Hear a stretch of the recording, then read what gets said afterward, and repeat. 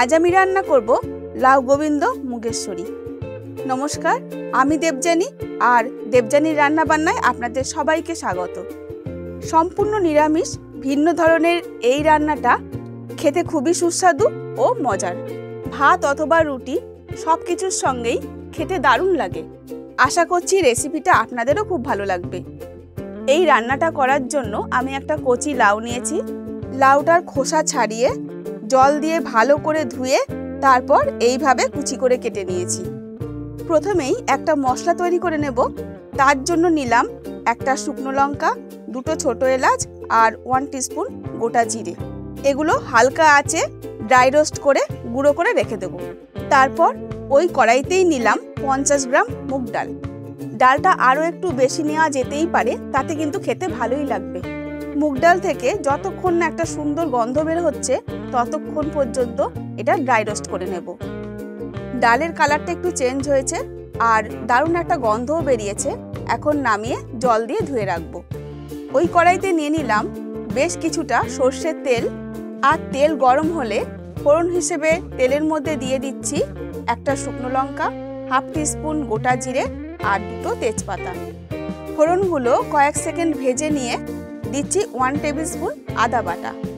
আদা বাটাটা ফোড়নের সঙ্গে 5 থেকে 6 সেকেন্ড ভেজে নিয়ে আরও কিছু গুঁড়ো মশলা অ্যাড করব। 1/2 টিস্পুন লঙ্কার গুঁড়ো, 1/2 টিস্পুন জিরের গুঁড়ো আর 1/2 টিস্পুন হলুদ গুঁড়ো দিয়ে এই মশলাগুলো ভালো করে কষিয়ে নিতে হবে। মশলাগুলো কষিয়ে নেবার পর আমি দিয়ে দিচ্ছি ভেজে ধুয়ে রাখা মুগ ডাল। ডালগুলো অ্যাড করার পর মশলার সঙ্গে 3 থেকে 4 মিনিট ভেজে নেব। লাউটা ঝিরিঝিরি করে কেটে রেখেছিলাম, এখন আমি সেগুলো দিয়ে দিলাম।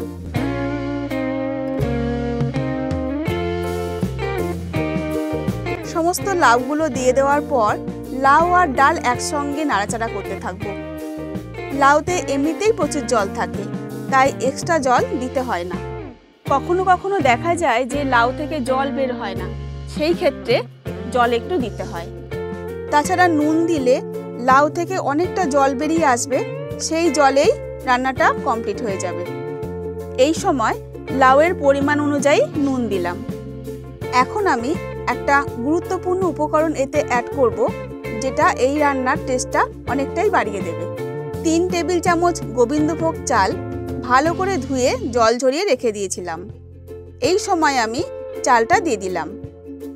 বন্ধুরা, দেখতেই পাচ্ছেন লাউ থেকে কিন্তু অনেকটা জল বেরিয়ে গেছে আর লাউটাও বেশ মজে গেছে। এই সময় লো টু মিডিয়াম ফ্লেমে ঢাকা দিয়ে রান্না করব।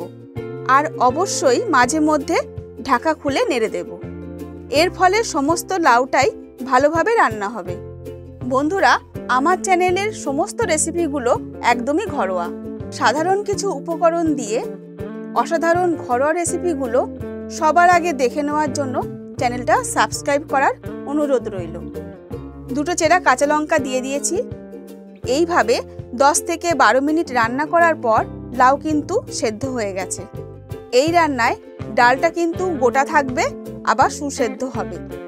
সেই পর্যায়ে চলে এলে এতে 1 চামচ চিনি দিয়ে দেব। এমনিতেই এটা একটা নিরামিষ রান্না, তার উপরে লাউ ঘন্ট, এতে একটু চিনি দিলে ভালোই লাগে। চিনি দিয়ে একটু নাড়াচাড়া করার পর আরও কয়েকটা উপকরণ এতে যোগ করব। ভেজে গুঁড়ো করে রাখা মশলাটা দিয়ে দিলাম কিছু ধনেপাতা কুচি আর দিলাম 1/2 টিস্পুন ঘি। ভাজা মশলা, ধনেপাতা কুচি আর ঘি দিয়ে ভালো করে একবার মিশিয়ে নেব আর তারপর গ্যাস অফ করে ঢেকে দিয়ে রাখবো কিছুক্ষণের জন্য। ব্যাস তৈরি হয়ে গেল লাউ গোবিন্দ মুগেশ্বরী। তাহলে বন্ধুরা, আজ এই পর্যন্তই। আবার আসবো নতুন কোনো রেসিপির সঙ্গে। ততক্ষণের জন্য সুস্থ থাকবেন আর ভালো থাকবেন। ধন্যবাদ।